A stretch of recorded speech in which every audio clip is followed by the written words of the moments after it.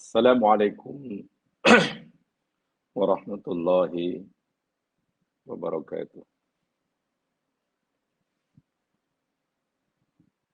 Innal hamdalillah nahmaduhu wa nasta'inuhu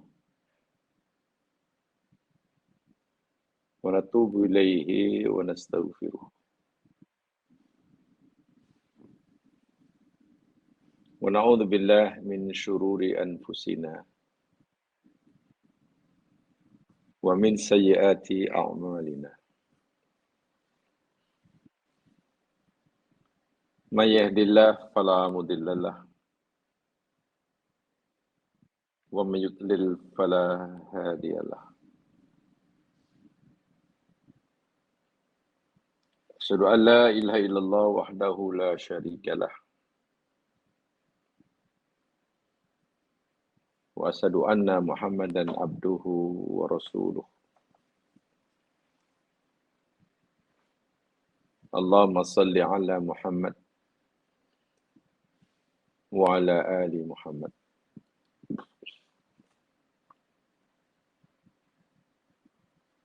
Raditu billahi rabba wa bil islami dina wa bi Muhammadin nabiyya wa rasulah.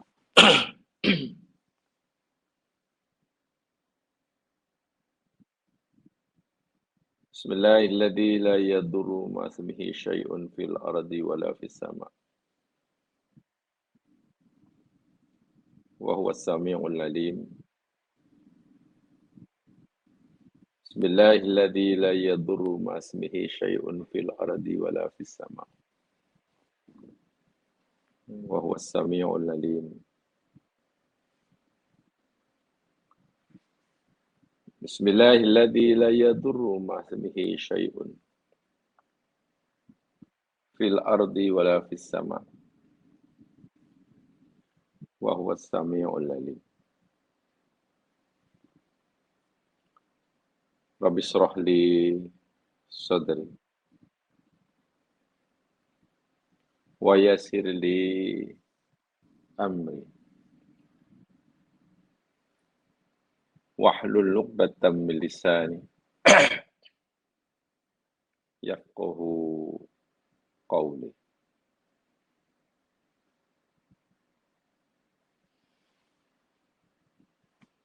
Qala Allah Ta'ala fil Qur'anil Azim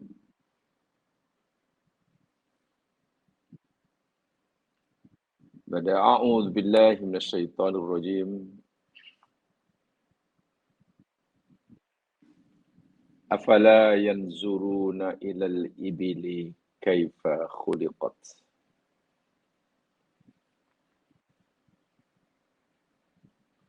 Maka tidakkah mereka manusia memperhatikan, merenungkan dan memikirkan pada unta, bagaimana ia dicipta. Wa ilas samai kaifa rufi'at. Dan tidakkah mereka memikirkan bagaimana langit ditinggikan. Wa ilal jibali kaifa nusibat. Tidakkah mereka memikirkan bagaimana gunung ganang ditegakkan. Wa ilal ardi kaifa sutihat. Dan tidakkah mereka merenung dan memikirkan bagaimana bumi dihamparkan.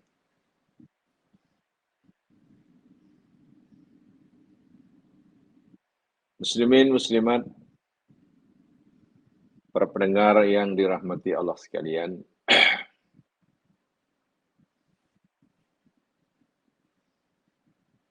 semoga Allah sentiasa membimbing kita memberikan petunjuk kepada kita agar perjalanan hidup kita, keinginan dan kemauan kita, dan tak kalah pentingnya, cara berfikir kita, bagaimana kita menggunakan nikmat akal fikiran kita sesuai dengan apa yang Dia kehendaki. Amin ya rabbal alamin.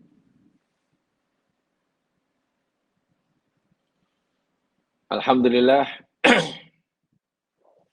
pagi hari ini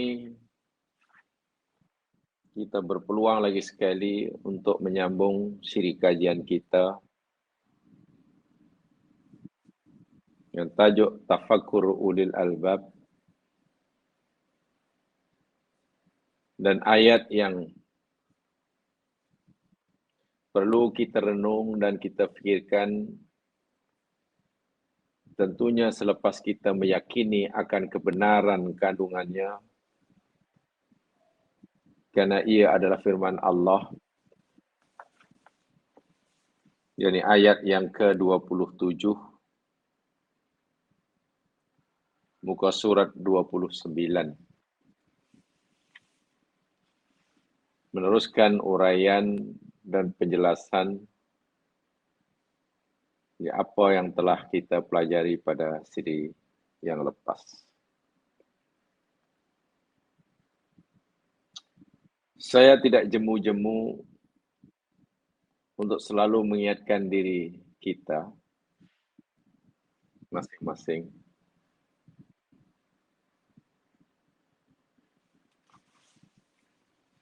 seluruh kandungan isi Al-Quran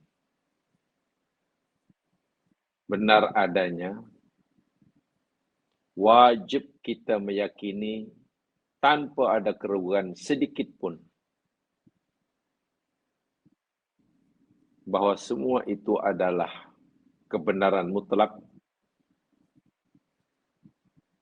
karena ia daripada zat yang maha benar, yakni Al-Haq. Sehingga keimanan kita terhadap kebenaran maklumat yang diberikan oleh Al-Quran tidak boleh berkurang, tidak boleh goyah walaupun sedikit. Itu kita pegangi dan itu telah kita yakini. Namun begitu, tidak sedikit ayat-ayat di dalam Al-Quran, walaupun kita telah meyakini akan kebenarannya, tapi Allah masih terus-menerus menyuruh kita memikirkannya, memahaminya, bahkan hingga peringkat dapat menyaksi akan kebenaran yang ia firmankan tersebut.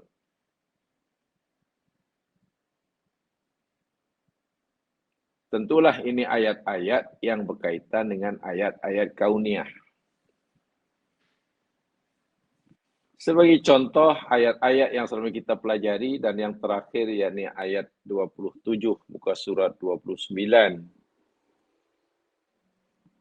Ada 3 ayat di situ. Ambil daripada surah Yasin.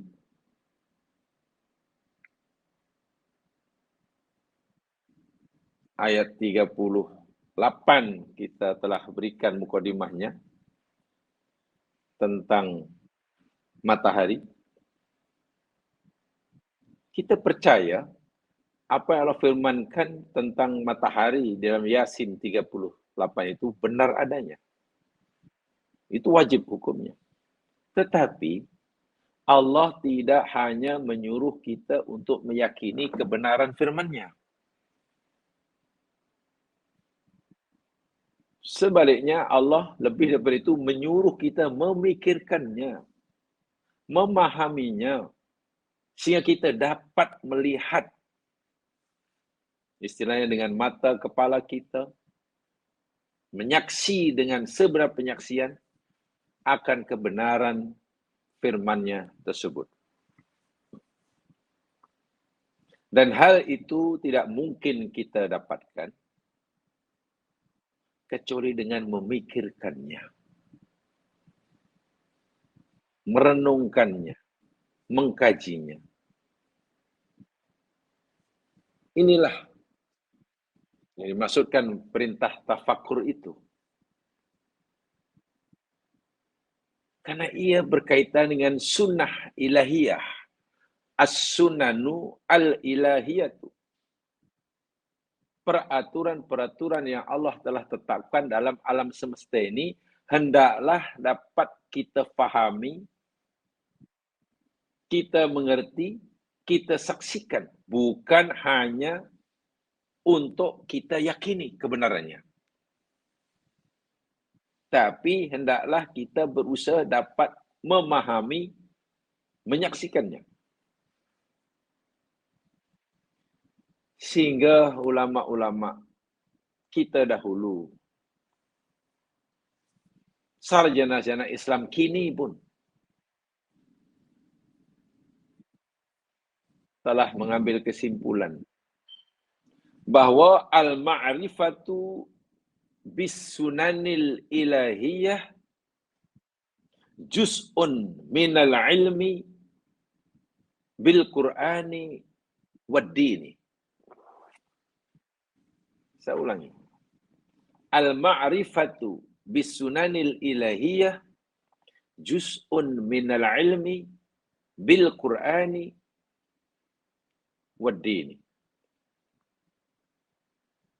Mengetahui, memahami akan sunnah ilahiyah, hukum peraturan yang Allah tahzirkan dalam alam semesta ini adalah sebagian daripada ilmu yang Allah suruh kita tuntut. Dan ilmu itu ada di dalam Al-Quran. Dan itu adalah ilmu agama. Saya tegaskan, itu adalah termasuk ilmu agama. Itu adalah ilmu Al-Quran. Bermakna, bila sebut ilmu Al-Quran atau ilmu agama, jangan kita batasi, jangan kita sempitkan pengertiannya.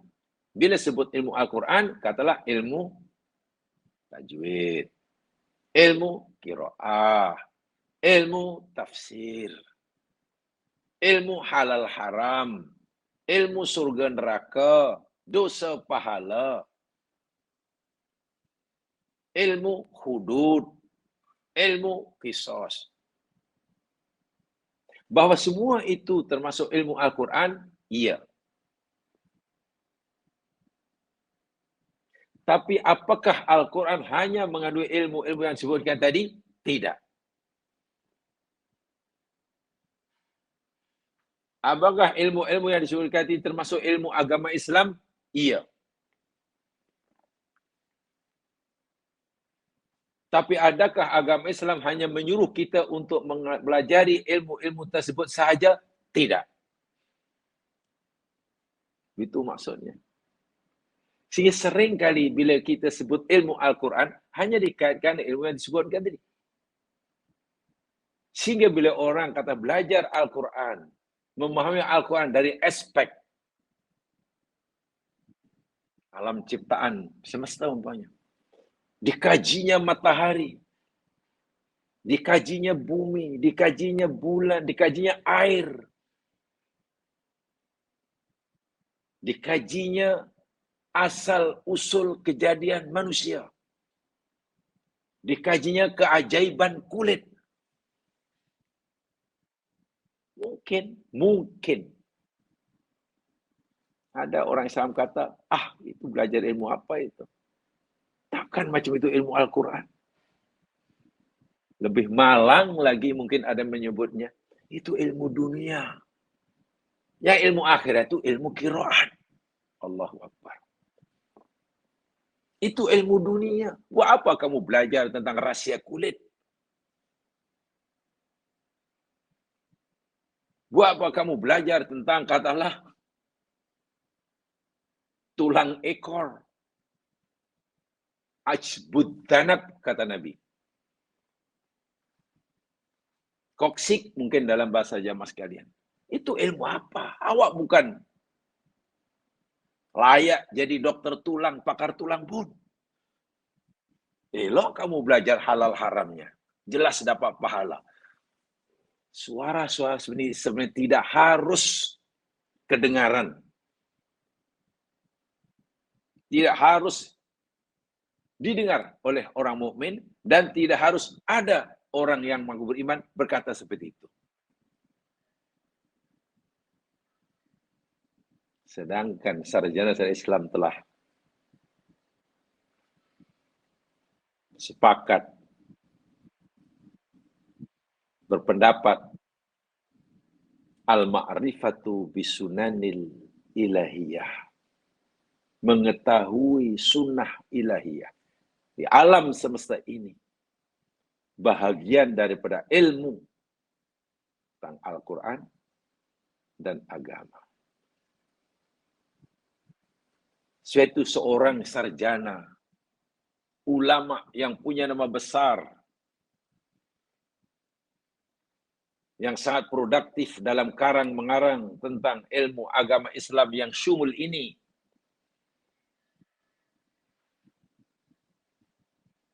contohnya yakni Ibnul Qayyim Al-Jauziyah. Itu seorang ulama dan juga seorang sarjana Islam. Di dalam kitab beliau yang terkenal I'lamul Muwaqqi'in.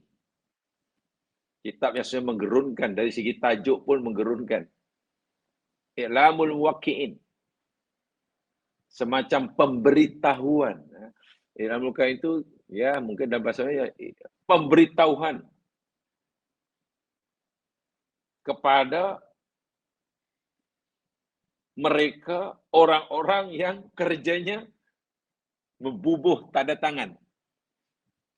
Para penanda tangan. Ya mana orang ada kuasa lah. Orang yang ada kuasa itu kan kerjanya membubuh tanda tangan. Tanda tangan. Juga seorang mufti penanda tangan. Ini diberi peringatan yang keras oleh agama Islam. Dan peringatan itu diuraikan panjang lebar oleh Ibnu Qayyim Al-Jauziyah. Dalam kitab I'lamul Muwaqqi'in, tajuknya pun sudah menggerunkan. Seakan, awas, kamu yang ada kuasa, sama ada kuasa memerintah, kuasa berpendapat, kuasa ini, yang nanti ucapan kamu akan diikuti oleh orang ramai. Kemudian nanti peraturan kamu akan berlaku setelah kamu tanda tangani. Ingat. Karena bayangkan jika orang yang bubuh, yang ada kuasa bubuh tanda tangan ini salah. Dan ternyata diikuti oleh orang ramai. Orang suka memberi pendapat, katalah. Ternyata pendapatnya tidak betul. Kemudian sudah terlanjur diterima pakai oleh masyarakat awam. Bahaya. Di dalam kitab beliau I'lamul Muwaqqi'in, Ibnu Qayyim kata apa? Ketika beliau uraikan, ya, menjelaskan firman-firman Allah dalam Al-Quran, contohnya kul siru fil ardi fanduru kaifa kana akibatul mujrimin. Muhammad, katakan pada umatmu, beritahu pada umatmu, berjalanlah kamu di muka bumi, lalu pandang, perhatikan, renungkan, kaji betul-betul bagaimana adalah akibat orang-orang yang berbuat dosa. Siru, berjalan, mengembara. Apa kata Ibnu Qayyim? Saya bacakan teks aslinya. Amarallahu ta'ala fihi bisairi fil ardi. Allah memerintahkan manusia untuk berjalan di muka bumi. Sawa'un kana sayran hissiyan 'alal aqdam, sama ada berjalan yang dimaksudkan yakni berjalan yang bersifat hissi, physically, di atas dengan kaki, berkendaraan di darat, berkendaraan di laut, berkendaraan di udara, jalan mengembara. Awis sair maknawi, atau berjalan secara maknawi, bukan berjalan betul-betul berjalan secara hissi seperti mengembara, berpindah randah dari satu tempat ke yang lain, tapi juga pengembaraan maknawi, pengembaraan pemikiran. Yang mengembara bukan hanya kakinya dari satu tempat ke tempat yang lain, satu negara ke tempat lain, tapi juga pemikirannya. Bitafakkur wal i'tibar. Yang difikirkan bukan hanya benda yang di depannya, tapi juga yang ada di luar sana. Dan pengembaraan maknawi, pengembaraan fikri, ini jangkauannya lebih luas, lebih jauh daripada pengembaraan hissiyah. Kalau hissi kan hanya di planet bumi. Paling jauh mana? Planet bumi ya.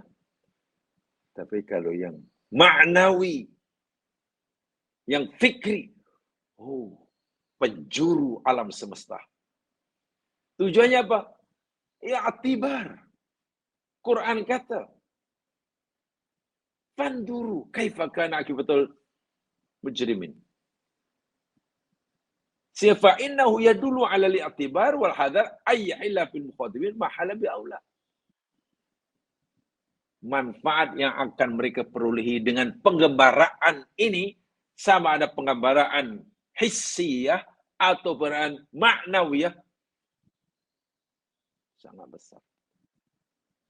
Nah, penggembaraan maknawiyah, sair al-maknawi, itu kaitannya dengan memikirkan sunnah al-ilahiyah. Dan itu bukan amalan sia-sia. Itu bukan kerja sia-sia. Akan jadi apa bila dia sudah memahami sunnah ilahiyah, itu bukan isunya. Isunya ialah bahwa Allah suruh kita melakukan pengembaraan maknawi. Bahkan ada yang menambah lebih dahsyat, kita mesti melakukan pengembaraan rohani. Wah, itu lagi dahsyat itu. Pengembaraan rohani.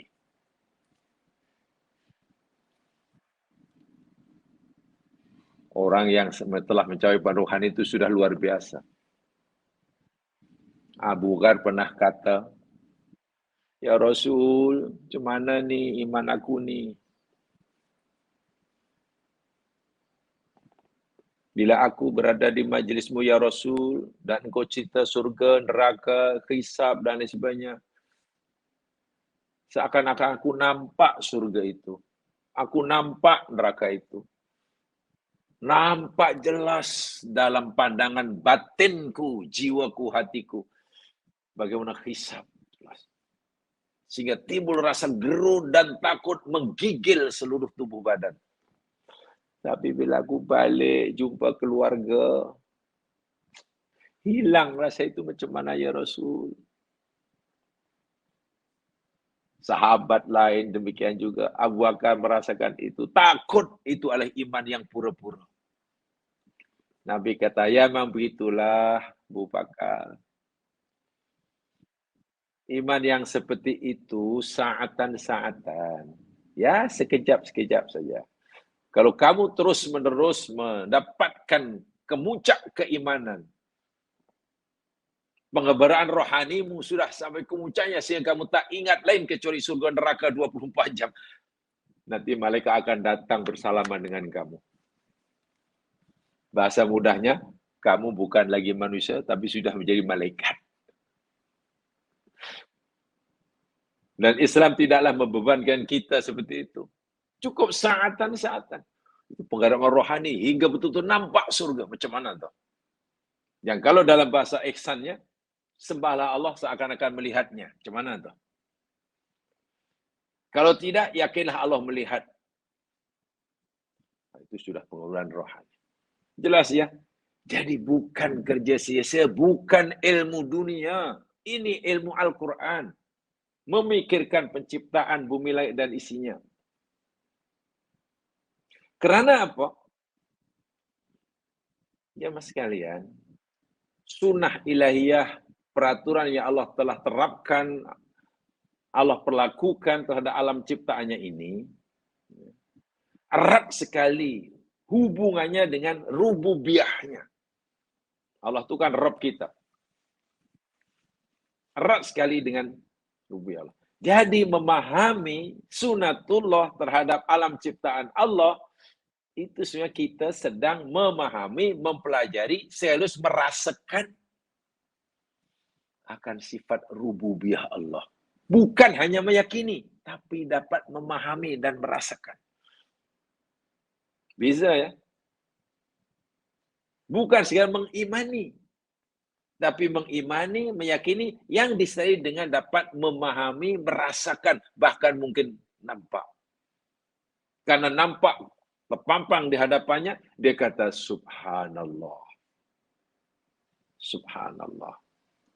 Ini dia. Baik, ya mas sekalian. Ini sebetulnya, seperti mas tadi, saya tidak jemu-jemu untuk mengingatkan poin yang satu ini. Karena inilah kuncinya. Inilah intipati daripada kajian kita ini. Sana arahnya. Adapun berbagai ayat yang kita pelajari itu, yakni caranya. Ayat ini suruh itu, ayat ini suruh ini, dan sebagainya. Baik. Kembali kepada ayat 38 surah Yasin yang sebahagiannya telah kita pelajari sama pada siri lepas. Saya ingin tambahkan penjelasan saya. A'udzu billahi minasyaitonir rajim. Wasyamsu tajri li mustaqarrin laha. Dzalika taqdirul azizil alim. Dan matahari itu beredar, di situ berjalan, berlari. Di tempat peredarannya. Demikianlah itu adalah ketetapan Allah, Zat yang maha perkasa lagi maha mengetahui.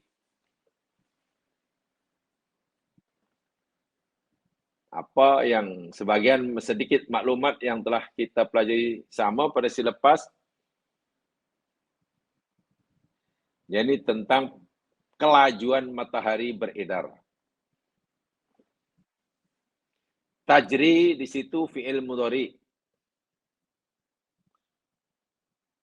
Ini bermakna pergerakan matahari itu bersifat bisaklin daimin mutawasilin. Saya ulangi. Tajri dalam ayat ini bukan fi'il mudhari. Fi'il mudhari itu satu di antaranya memberi makna istimroriyah. Berterusan. Suatu pergerakan matahari, berdasarkan maklumat ayat ini, ia bersifat bisyaklin daimin mutawasilin. Bersifat permanent dan berterusan. Bersifat permanent, tetap dan berterusan. Pergerakan dia. Apa ya? Ialah permanently dan continuously. Berterusan.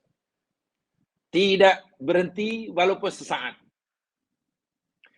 Yang sama sekali permanent ini jam sekarang daim ini begini ya. Oh, saya tak punya jam ya. Tapi itu suka pakai jam. Jadi kadang-kadang kalau jamaah ada jam tangan atau jam dinding ya. Tengok ya, ada jam dinding. Jam dinding, jam tangan. Coba jamaah lihat dia punya jarum dia. Jarum jamnya ke, jarum menit ke, jarum saatnya, kan bergerak kan. Tapi pergerakannya, jamaah sekalian, ya, itu tidak boleh disebut syaklun dan mutawasil. Karena ada berhentinya. Contoh yang mudah, katalah gerakan jarum saat. Tik, berhenti, tik, berhenti, tik, berhenti, tik. Nah, bukan begitu. Matahari bergeraknya bukan tik, tik, tik. Tapi terus. Macam tu.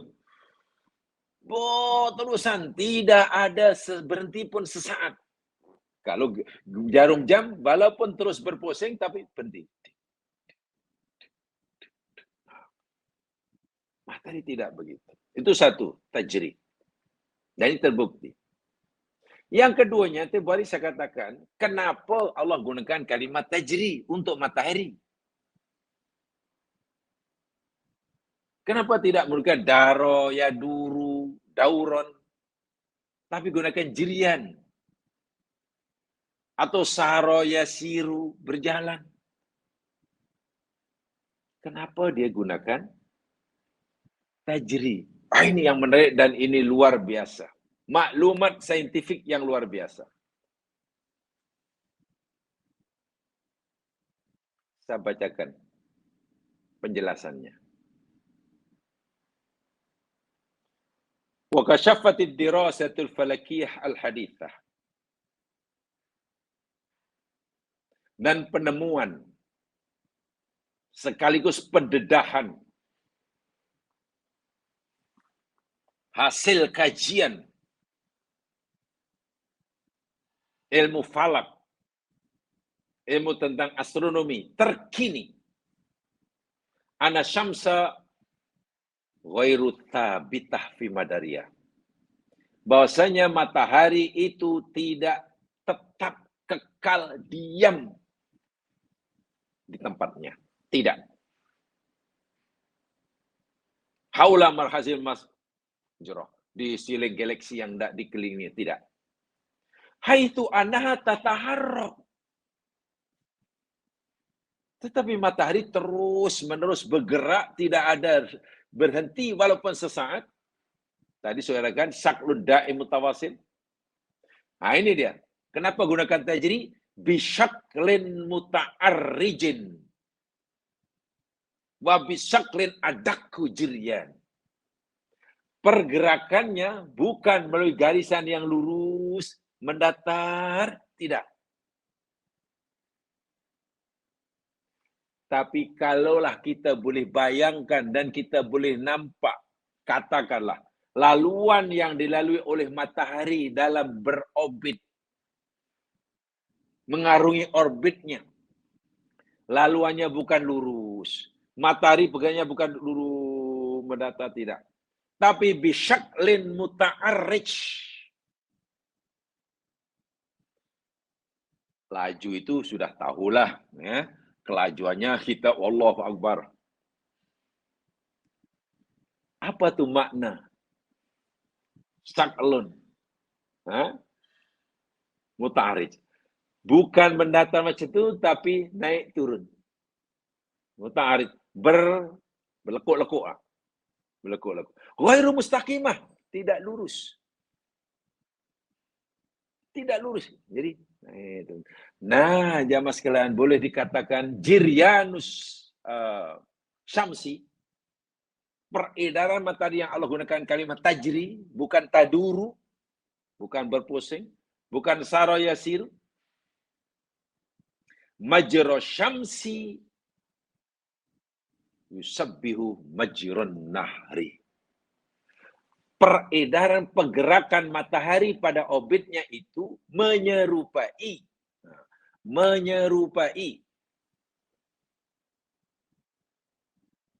mengalirnya air sungai. Kalau kita melihat air sungai, katalah sedang banjir, kan gelombang. Bukan mendatar. Tengok air laut. Gelombang air laut. Naik, turun, naik, turun. Rupanya matahari pun macam itu pergerakannya. Allahu Akbar. Bermacam itu. Naik, turun. Itu yang dimaksud tajri. Kalau darah ya dulu hanya lurus. Dari mana Nabi Muhammad tahu benda ini? Kalau bukan diberitahu oleh yang mencipta matahari. Dan ternyata betul setelah dibuat kajian oleh falakiyun. Bahkan dibuat, Masya Allah, ada semacam videonya ya, macam iyalah semacam video itu. Bagaimana arah pergerakan matahari kemana dan bagaimana keberadaannya. Astrophysical direction. Jamaah boleh lihat itu. Astrophysical direction. Bukan Astro TV ya. Ini kaitannya astrofisik.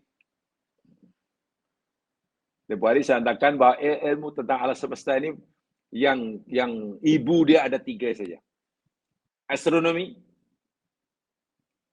itu cerita tentang pergerakan semua benda di langit. Astrofisik, itu ilmu yang menceritakan tentang sifat-sifat, karakter, perangai benda-benda langit. Dan kosmologi, ilmu yang mengkaji tentang asal muasal, asal usul terciptanya, terbentuknya benda-benda langit. 3 itu boleh dibezakan tapi tak boleh dipisahkan kan. Nah, orang yang pakar tentang ilmu ini, dan sekarang tidak sedikit, sudah ramai termasuk sarjana muslim, tertarik ketika melihat, membaca ayat ini. Kenapa Allah berfirman wasyamsu tajri ya? Tajri itu kan lari. Kenapa tak taduru? Sebab yang lain yang tadur, beredar. Oh, rupanya memang pergerakan matahari, beredar matahari ini bukan melalui jalan yang lurus, tapi jalannya bergelombang. Muta'arij. Betul-betul kalau katalah matahari berlari lah. Matahari berlari, larinya matahari itu macam larinya kuda. Kalau jamaah lihat kuda lari kan,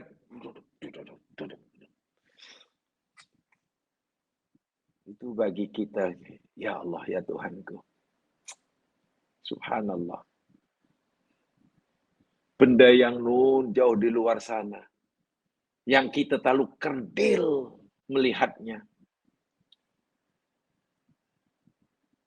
Hakikat perjalanan dan perjalanan telah diberitahu oleh Allah SWT melalui lidah seorang Nabi yang ummi 14 abad lebih yang lalu. Dan baru dibuktikan hari ini. Orang Islam yang sudah meyakini akan kebenaran ayat ini sebelum memahaminya, sekarang meyakini ditambah dengan memahami. Oh, pasti keyakinan semakin mantap. Ya, itu yang saya katakan tadi. Allah tidak hanya menyuruh kita meyakini kebenaran ayat-ayat seperti ini. Tapi Allah lebih daripada itu menyuruh kita memahaminya, memikirkannya. Kalau perlu dapat melihatnya, ya kita tidak melihatnya lah. Karena kita bukan pakar ketiga ilmu tadi. Tapi bagi mereka yang pakar, yang menghabiskan mungkin sebagian besar masanya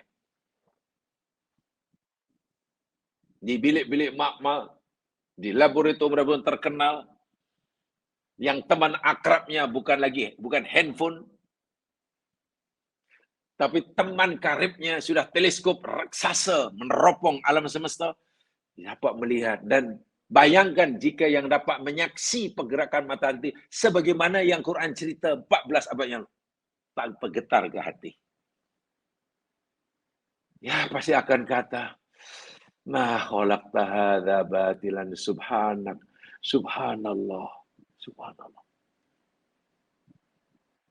Coba kita bayangkan.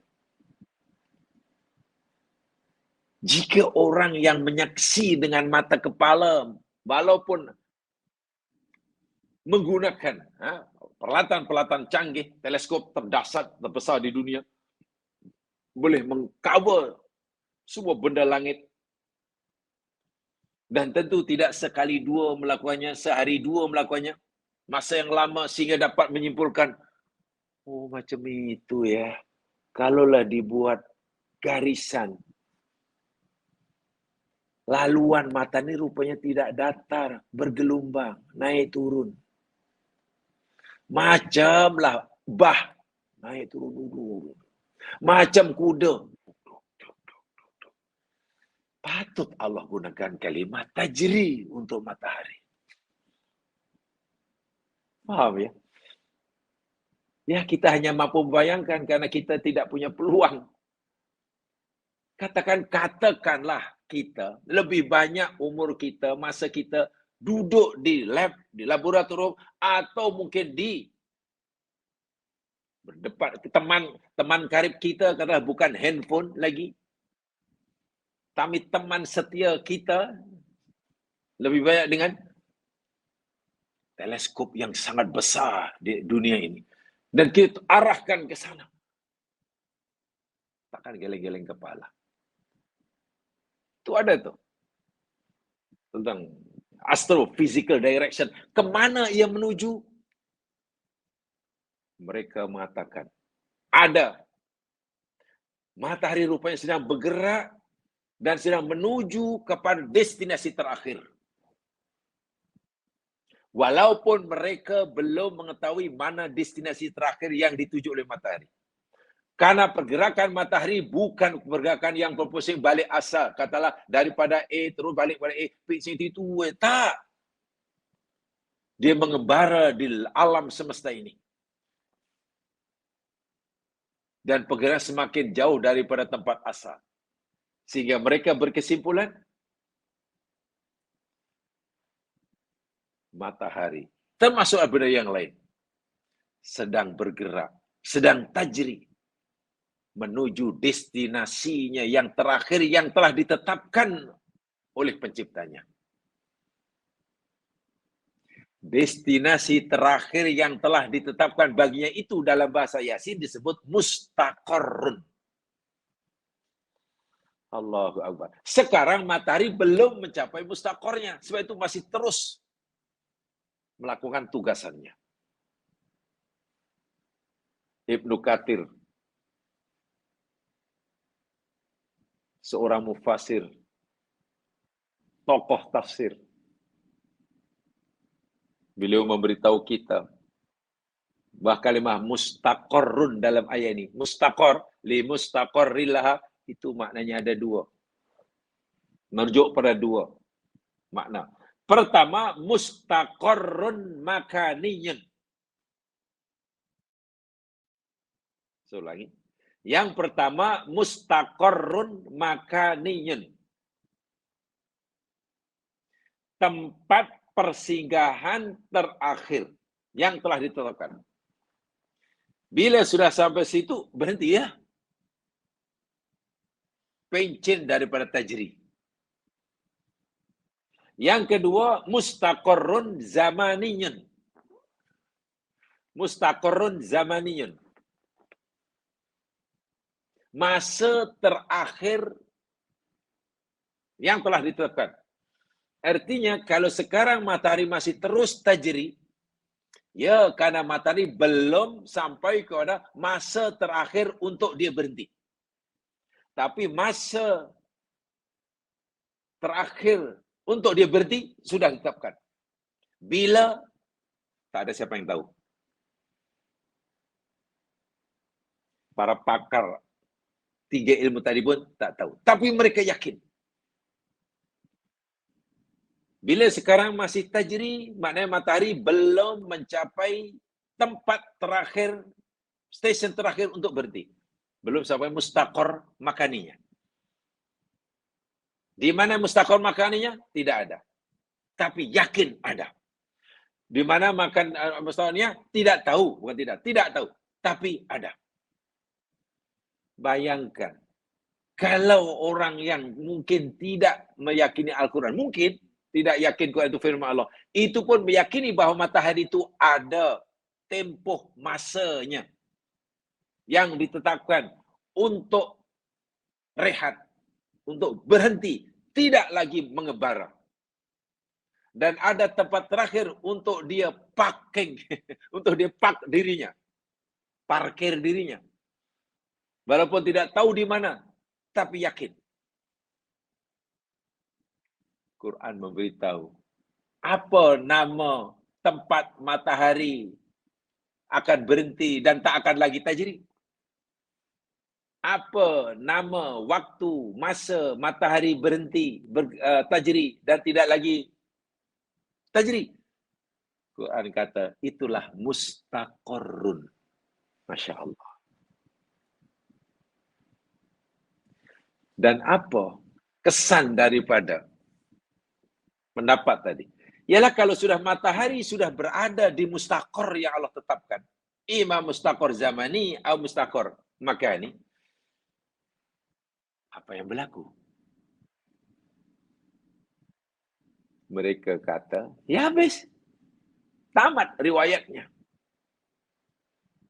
Matahari tamat riwayatnya. Dia akan malap, akan malap, akan malap, akan malap. Dia sudah tidak mampu lagi membakar dirinya untuk memberikan cahaya kepada planet-planet yang jadi ahli keluarganya. Tenaganya yang selama dipancarkan keluar karena pembakaran, adanya pembakaran dalam dirinya, sudah mulai berkurang, sehingga energinya bukan memancar keluar, tapi malah menyedut ke titik pusatnya. Dalam bahasa kita, matahari macam malap, tetapi size-nya makin besar. Makin malap sinanya, tapi size-nya makin besar, makin membengkak. Dan apa yang berlaku? Jika semua energinya disimpan, istilah dalam isi perutnya, di tengah isi perutnya, matahari akan mengakhiri kehidupannya. Matahari akan menemui ajalnya. Matahari akan meletus dengan letusan yang sangat dahsyat. Hancur berkecai. Istilah mudanya akan berlakulah supernova. Sekarang Anda bayangkan, bila matahari ibarat menjadi titik pusat solar system kita, dalam bahasa mudahnya lah, semua planet-planet yang ada sekeliling termasuk kita ini, kelestarian kehidupannya dengan harmoni seperti ini. Adanya kehidupan di muka bumi. Satu ada asbabnya. Allah berikan melalui kewujudan matahari. Sekarang matahari menjadi penentu ibaratnya. Kehidupan di muka bumi. Menurut kehendak Allah SWT. Sekarang sudah qalu. Sudah innalillahi wa inna ilaihi. Lalu apa yang berlaku kepada planet yang ada sekitarnya?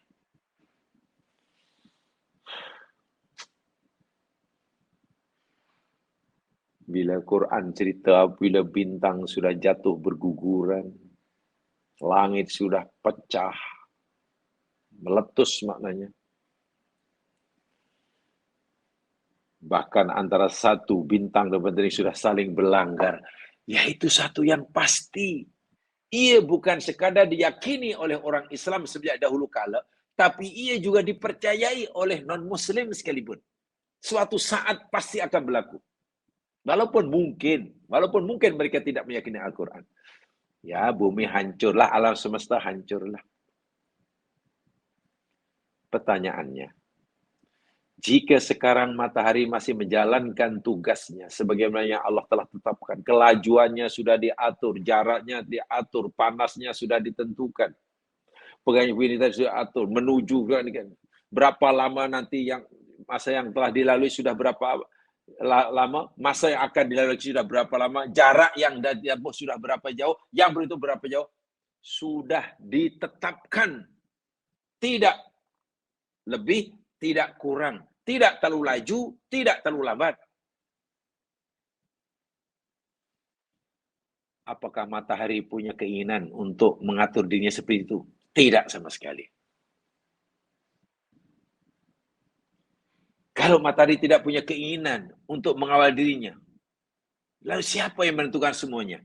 Dzalika taqdirul azizil alim.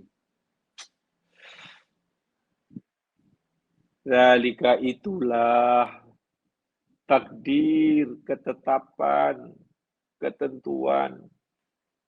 Al-Aziz, Allah yang maha perkasa. Al-Alim, Allah yang maha mengetahui. Tengok. Akhirnya kita benar-benar dibimbing oleh Allah. Dipegang tangan kita. Ibaratnya, dari awal kita dipegang tangan kita. Mari saya tunjukkan. Tengok matahari macam mana. Tengok. Iyalah. Karena kita dipegang, ditarik untuk melihat pertunjukan yang luar biasa dahsyatnya di alam semesta.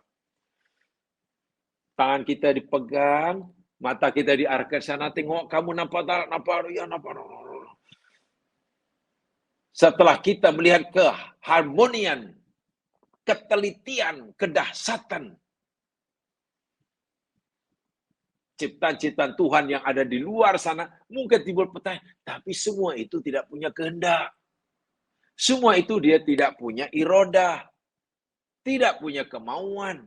Tapi kenapa begitu teratur? Apa akan berlaku jika matahari kata tajrinya melebihi, kelajuannya melebihi dari yang ditetapkan, atau kurang yang dia tentukan? Nampaknya hancur nih alam semesta ini. Pasti akan mati sebelum ajalnya. Apa berlaku jika mati tiba-tiba terlalu laju, sehingga jarak antara dirinya dengan planet yang jadi keluarganya semakin mendekati titik pusat galaksi yang dikelilinginya. Terbakar kita. Tapi kenapa matahari tidak melakukan itu?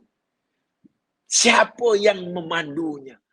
Sedangkan dia tidak punya kehendak. Bila kita sudah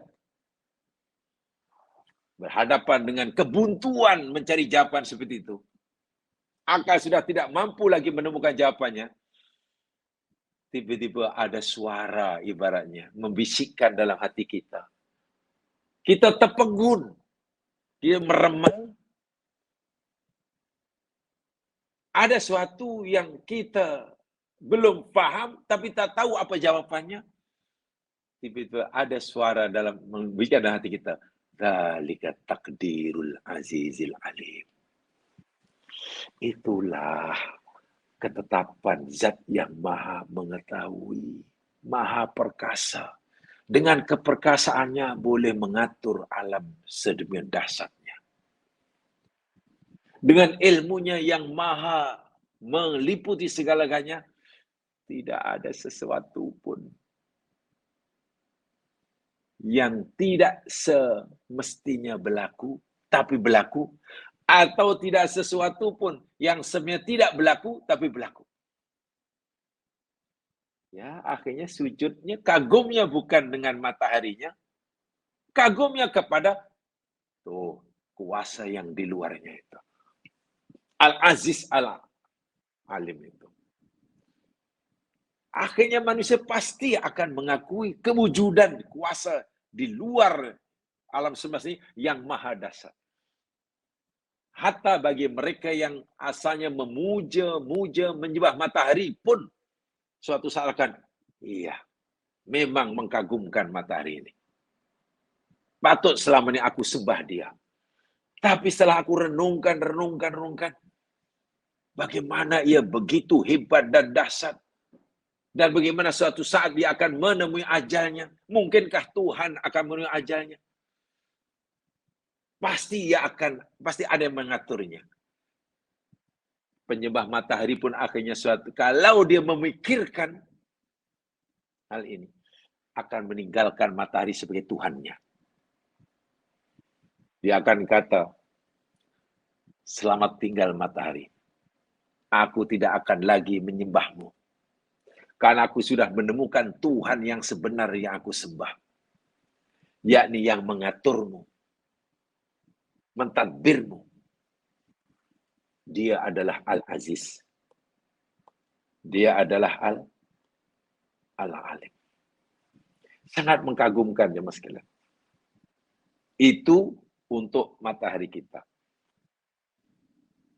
Ya, kebetulan sajalah. Bukan tahu sangat, kebetulan saja istilahnya. Saya pernah melihat sendiri dan ada satu artikel tentang astrophysical direction ini. yang berkaitan dengan ini. Masya Allah. Begitu Allah. Dan hakikat ini, kebenaran yang sudah diterima hatta oleh orang kafir ini, sudah disebut oleh Al-Quran 14 abad lebih yang lalu. Jiryanus Syamsi ini. Yang perjalanan menuju ke mustaqornya ini.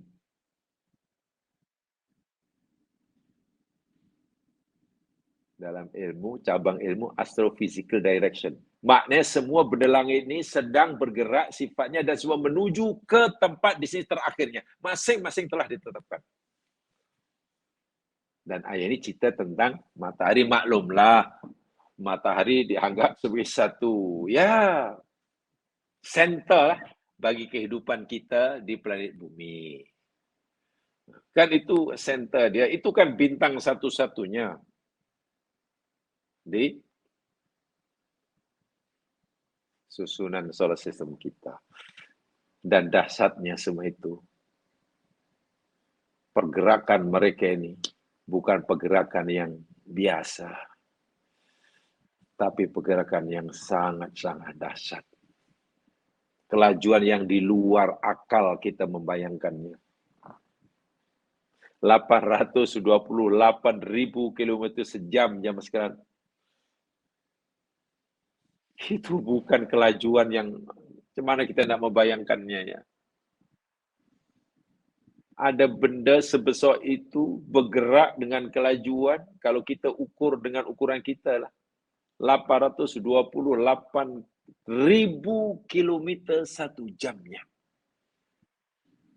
Ke arah bintang Vega namanya. Dalam sebuah garis edar yang perjalanan tadi macam gelombang air laut, macam jalan kuda tadi. Tuh, ke arah sana. Garis edarnya itu disebut solar effect. Bukan rahasia lagi. Ia sudah diyakini kebenarannya, sudah didedahkan rahasia yang ada dalam ayat ini. Baik, itu matahari. Sekarang Allah alihkan pandangan kita, Allah suruh kita mengalihkan pandangan kita, jika kita bukan pada mataharinya, tapi kepada benda langit yang lebih kecil, bahkan jauh lebih kecil daripada matahari. Bukan planet, tapi hanya satelit. Namanya Qamar. Ingat jemaah sekalian ya. Jadi kalau dalam ayat ini, 3 ayat ini sebetulnya ada 3 benda langit. Dan 3 benda langit ini yakni unsur terpenting, ya, elemen terpenting bagi terbentuknya solar system. Ada 3. Pertama, mesti adanya bintang yang menjadi titik pusatnya. Dalam hal ini untuk keluarga kita namanya matahari. Bintang itu namanya matahari. Yang keduanya mesti ada kaukabun. Ada planet yang mengelilinginya. Kaukabun. Dalam hal ini, kira-kira ini termasuk matahari, bumi kita. Bumi kita, Marikh kita, Jupiter kita, itu kabun. Yang ketiga, ada unsur ketiga namanya Qamarun. Kita panggil bulan. Qamarun bulan. Tapi maksudnya Qamarun merujuk pada benda langit yang mengelilingi planet tertentu. Dan bersama planet yang keliling itu serentak bersama-sama dengan planet yang dikira mengelilingi matahari. Kita panggil bulan. Ya, mungkin dalam istilah yang lebih ilmiah dipanggil satelit. Kita punya satu satelit. Quran kata bulan. Mari sekarang kita lihat bulan. Ayat 39. Wal qamara qaddarnahu manazila hatta 'ada kal 'urjunil qadim. Wal qamara, dan akan bulan. Qaddarnahu, kami telah tetapkan baginya bulan. Manazila, tempat-tempat persinggahannya. Jamak daripada manzil. Tempat, stasiunnya. Nih. Bukan satu. Hatta sehingga ada dia bulan kembali. Kala urjun. Kaf seperti. Ala urjun. Pelepah tamar. Al-Qadim, yang tua. Pelepah tamar yang tua, yang dah repot, yang mulai bengkok kan. Dipanggil anak bulan. Dan bulan itu kami telah tetapkan manzil-manzilnya. Sehingga ia kembali ke tempat manzil yang pertama, yakni macam urjunil qadim. Kita panggil bulan sabit, melengkung, bukan lurus, tapi melengkung. Tapi kalau bulan sabit, tanggal pertama, melengkungnya ke bawah. Macam tu. Nanti kalau bulan terakhir, bulan mati, ke atas melengkungnya. Ke bawah. Ya, mas sekalian, seperti mana sedia maklum bahwa bulan secara tabi'inya, secara nature-nya, ia adalah bahagian daripada kumpulan-kumpulan majmu'atus syamsiyah. Bulan secara tabi'inya ia adalah termasuk keluarga dalam kumpulan solar system kita. Al-majmu'ah asyamsiyah itu solar system. Wa huwa ibaratun an jismin falakiyyin mu'tammin yaduru fi madaril ihlijai haulal kaukab awil kawakib. Dan bulan jadi merujuk kepada satu jisim, satu benda langit, falaki, yang mengorbit, mengelilingi planet tertentu. Jadi ia sentiasa menyertai planet yang dikelilingi olehnya. Tak akan berpisah. Kemana planet yang dikelilingi itu pergi, dia pun ikut pergilah. Contoh bulan kita, kemana saja bumi kita pergi, dia ikut saja. Dia ikut saja. Kita punya satu bulan. Di sini Al-Qamara ni tentu merujuk pada kita ya. Sampai satu saja. Sebab ayat ni turunkan pada kita di bumi. Jadi semua ni dinisbahkan pada kita. Walaupun Al-Qamar yang Allah ciptakan di alam semesta, wabil khusus dalam solar system kita, bukan hanya satu. Ya, saya ingin sampaikan datanya, saya ingin bacakan ya, Man. Contohnya Merkurius. Itu tidak punya bulan. Planet yang tidak punya bulan. Venus banyak. Pun planet dalam sosial yang tidak punya bulan. Tak ada. Nomor 3, bumi kita. Planet. Dan juga ada satu bulan. Kaya kita. Ada satu bulan. Lepas kita namanya Marikh. Mars. Bulan March. Bulan Marikh ni, Marikh. Dia ada 2 bulan. Ada 2 bulan yang mengikutinya. Bukan satu. Lebih kaya daripada kita. Ada orang yang bagi nama bulan itu, tak tahulah nama. Yang penting ada 2 ya. Ada yang bagi nama, satu namanya Phobos, yang satu namanya Demios. Lepas mari namanya Jupiter. Wah, ini paling kaya nih zaman sekarang, termasuk yang kaya nih. Satelit yang ada mengelilingi Jupiter ini ada 79 satelit. 79 bulan. Kaya. Kemana Jupiter pergi, dia ikut. Ada yang lebih kaya lagi, namanya Saturnus. Saturnus punya 82 bulan. 82 buah bulan, bukan 8 bulan. Bukan bulan Mars, ini bulan Moon. 82. Kaya itu. Uranus. Dia punya 27 bulan. 27 buah bulan. Neptunus. Ada 14 bulan. Dan banyak lagi. Saya hanya ingin mengatakan, bila Allah bersini berwal qamara, dalam bentuk mufrad, ini sebenarnya tidak bermaksud satu di sini. Nah, inilah ya, saya hanya ingin mengatakan begitu. Wal qamara, walaupun dalam surah Yasin ayat 38 ini dalam bentuk mufrad. Qamar kan jamannya akmar. Qamarun, qamaroni, akmarun. Mufrad di sini tidak bermakna sebuah, bukan. Walaupun bagi kita hanya satu buah bulan.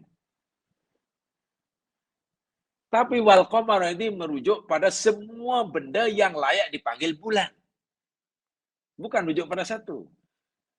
Bukan merujuk pada bilangan, tapi merujuk pada apa saja benda langit yang layak dipanggil bulan. Yakni benda yang memiliki planet tertentu. Itu maksudnya. Contohlah al-insan. Wal asri innal insan. Di situ ada al-insan. Kalau tengok terjemahan, al-insan bukan seorang manusia. Seorang, bukan satu. Bukan bermakna seorang. Bukan dua orang, buat dia harta. Al-insan itu merujuk pada makhluk. Tak kira dahulu ke, sekarang ke, hitam ke, putih ke, laki ke, perempuan ke, tua ke, muda ke istilahnya. Asal ia layak disebut insan, masuk kalimah al-insan. Sehingga terjemahnya semua manusia. Macam tu. Segala manusia. Bukan seorang. Bukan seorang. Nah, al-qamara di sini maksudnya begitu.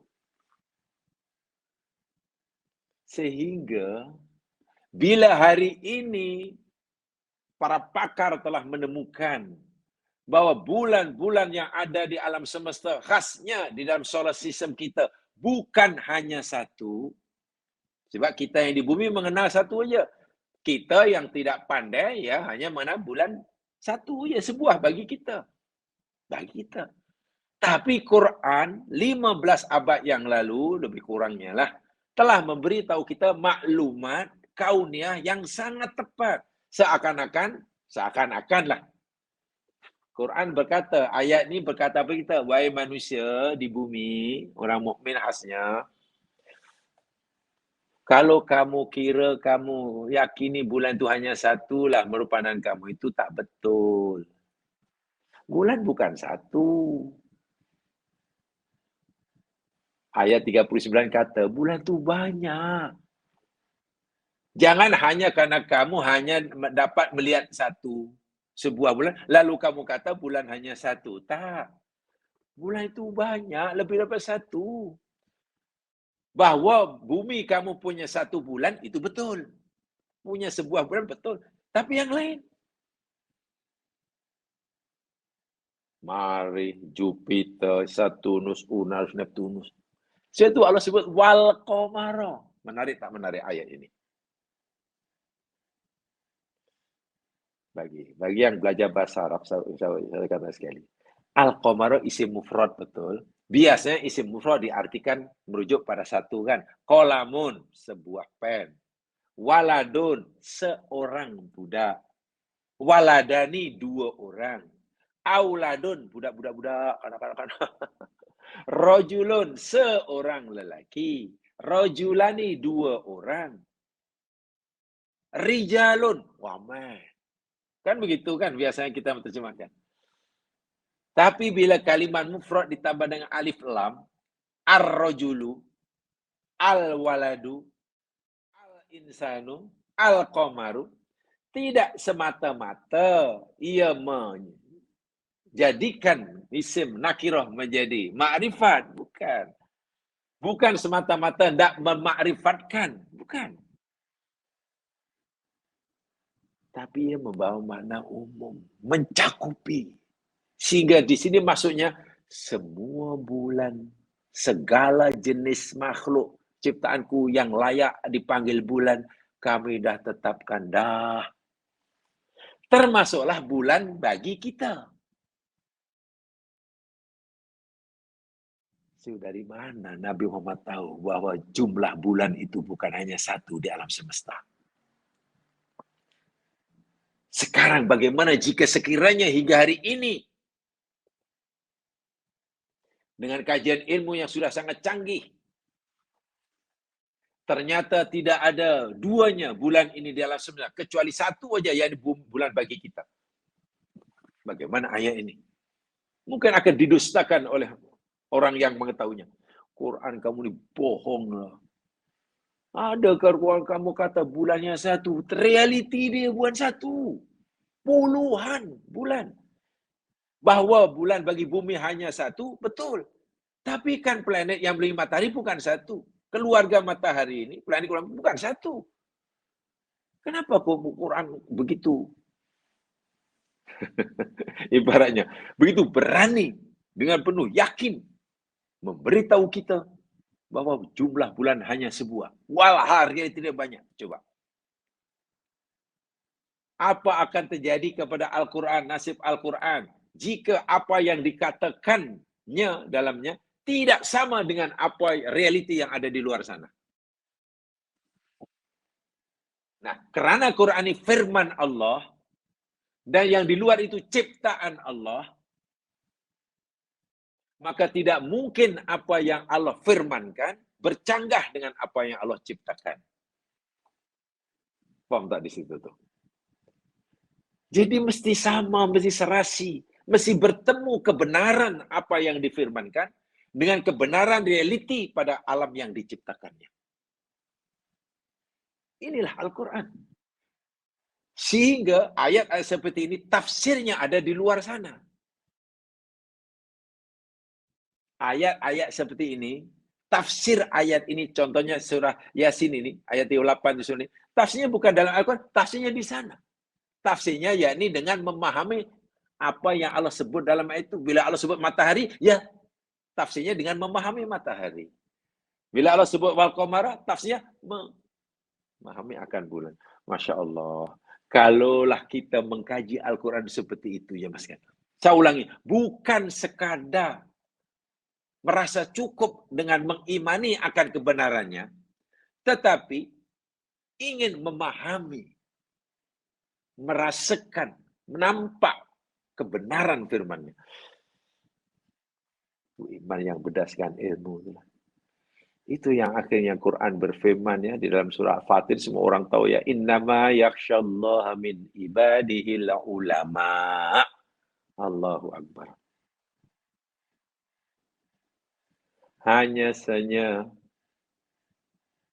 yang takut akan Allah lain tidak hanyalah semata-mata daripada hambanya, yakni al-ulama. Ulama orang yang punya ilmu. Dan kalimat ulama dalam surah Fatir itu merujuk kepada orang-orang yang punya ilmu, yang ilmunya berkaitan dengan penciptaan. Karena kalimat ulama dalam Al-Quran hanya disebut 2 kali sahaja. Saya ulangi. Kalimat al-ulama dalam Al-Quran hanya disebut 2 kali sahaja. Terjemahan harfiah ulama orang-orang yang berilmu. Hanya disebut 2 kali sahaja. Pertama merujuk pada orang-orang yang berilmu berkaitan dengan ayat-ayat kauniyah. Contohnya yakni Surah Fatir itu. Surah Fatir itu. Itu yakni berkaitan dengan ayat kauniyah. Wa minan nasi wada, kalau Jamal lihat dalam surah Fatir mulai pada ayat yang ke-27 lebih tengok. Surah Fatir 27, 28. Surah yang ke-35. Itu cerita ilmu apa itu? Ayat 27 cerita tentang Allah suruh kita memperhatikan bagaimana turunnya hujan. Itu ilmu apa itu? Ilmu tentang hujan lah. Allah suruh fikirkan kita bagaimana Allah tumbuhkan berbagai macam tumbuhan sebab air hujan. Yang bermacam-macam warnanya dan rasanya. Ilmu tumbuh-tumbuhan. Yang ketika Allah suruh perhatikan gunung ganang dengan pelbagai bentuk warnanya, bagaimana cipta dan kenapa begitu. Ilmu tentang gunung. Pakar gunung. Ayat 28, wa minan nas, Allah suruh mengkaji manusia. Ilmu tentang manusia pun tak habis-habis ya mas sekalian. Tentang sosiologinya, tentang antropologinya, tentang psikologinya, tentang ilmu rambut, ilmu kuku, ilmu jantung, ilmu Allahu Akbar. Ini ilmu. Ilmu tentang kauniyah. Wadawab, binatang yang melata. Al-an'am, binatang ternak, macam-macam warnanya. Selepas Allah cerita tentang ilmu-ilmu, siapa yang menguasai ilmu-ilmu, itu ilmu kauniyah kan? Apa Allah kata? Innama yakhsyallaha min ibadil ulama. Sehingga ulama dalam ayat yang ke-28 surah Al-Fatir ini merujuk pada orang yang berilmu, ilmu yang berkaitan dengan ciptaan Allah. Ya kata kita sekarang cendekiawan lah, ilmuwan lah, saintis lah. Bila dengan ilmunya ini orang ini lebih takut pada Allah, layak dipanggil ulama. Itu satu. Yang kedua, tadi saya katakan, kalimat ulama Al-Quran kan hanya 2 kali. Itu yang pertama. Yang kedua, ada dalam surah Asy-Syu'ara. Surah 26. Ayat 197. Surah 26 ayat 197. Awalam yakul lahum ayah. Awalam yakul lahum ayatan ay ya'lamahu ulama'u bani Israel. Tidak adalah mencukupi bagi mereka ayat bukti kebenaran Nabi Muhammad itu, yakni ulama Bani Israel telah mengetahuinya. Wahai orang-orang kafir Quraisy, Muhammad itu utusan Allah yang sebenarnya. Apa buktinya? Buktinya ulama-ulama Bani Israel mengetahuinya, mengenali bahwa itu adalah utusan Allah. Ulama di sini merujuk pada orang yang punya ilmu berkaitan ilmu agama, ilmu syariatullah. Yaitu kalau kita bicara tentang istilah ulama, semua kita tidak boleh membahagi, menentukan dengan jenis ilmu yang dikuasainya. Bukan. Tapi yang berlaku kan seperti itu. Ulama yakni orang yang menguasai ilmu agama, ilmu halal haram, kan biasa itu. Orang yang pakar tentang pokok, pakar tentang kuman, pakar tentang darah, pakar tentang tulang, pakar tentang matahari, pakar tentang bintang. Ya, kita tidak akan selesaikan sebagai ulama. Kan begitu biasanya definisi dia. Tapi coba kalau kita lebih jujur dalam memahami Al-Quran. Quran tidak membezakan ilmu apa yang dikuasai oleh orang itu. Sama ada ilmu tentang syariatullah atau ilmu yang berkaitan dengan ciptaan Allah, asal dengan ilmunya ia timbul khosyah kepada Allah, ia layak dipanggil ulama. Begitu. Ini bermakna jika ilmu yang dimilikinya, kata ilmu tentang syariah sekalipun, ilmu halal haram, dosa neraka, dosa pahala, neraka surga, katakanlah. Alam kubur, alam barzakh, ilmu tentang itulah yang dikuasai. Tetapi dengan ilmunya yang banyak, otaknya penuh dengan kitab-kitab lah umpamanya, hafal dayanya, tetapi khosyahnya pada Allah tidak ada. Kalau ikut Al-Quran tak layak dipanggil ulama. Ya. Jadi kita ni kadang sering membagi ilmu tu ada dua tu masalahnya. Kalau ilmu ini, ilmu ini. Quran kata keduanya ilmu Allah. Ilmu syariat itu ilmu Allah berkaitan dengan firman-Nya. Ilmu tentang alam semesta itu ilmu Allah juga berkaitan dengan ciptaannya. Allah suruh kita mempelajari kedua-duanya. Bila kita telah menguasai kedua-duanya, pastikan ilmu yang kita peroleh itu apapun tadi, dari mana kita ambil tadi, ciptaannya ataupun firman-Nya, menimbulkan khosyah. Nah, penentu orang itu layak atau tidak dipanggil ulama, ada atau tidak khosyah dengan ilmu itu. Kadang terpikir ya, seorang mukmin katalah seorang mukmin, ya orang mukmin, dan dia menguasai sungguhlah tentang ilmu laut umpamanya. Ilmu tentang laut menguasai sungguh. Bagaimana perasaan yang dialami oleh dia ketika berada di kapal diumbang-ambing di lautan, gelombang laut. Dia mengalaminya. Bagaimana kedalamannya, bagaimana bla bla. Dan faham betul. Dan semua itu ada dalam Al-Quran. Dan dia tahu, Allah, Quran, apa yang Quran cerita, betul lah. Di laut itu macam ini. Bila dipukul di gelombang, hati kita rasa memang itu betul Quran cerita. Dan merasakan betul. Masa solat melihat Allah terbentang. Allahu Akbar. Mungkin menangis-nangis tuh takbirnya. Karena merasakan kebesaran Allah itu ada dalam dirinya. Merasakan kibria Allah dalam hatinya. Dia faham tentang ilmu laut. Dia sedang di tengah lautan. Dia sedang merasai kekhawatiran dipukul di gelombang. Quran sudah cerita. Quran baca. Solatnya Allah pasti khusyuk tu.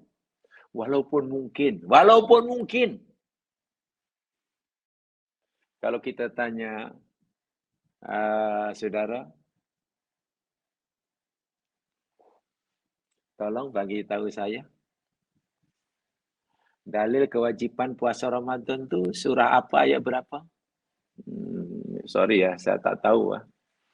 Saya tahu, setahu saya puasa tu wajib lah puasa. Tapi kalau tak ada ini, saya tak tahu. Surah apa, tapi saya yakin itu wajib. Mungkin, yang itu tak tahu.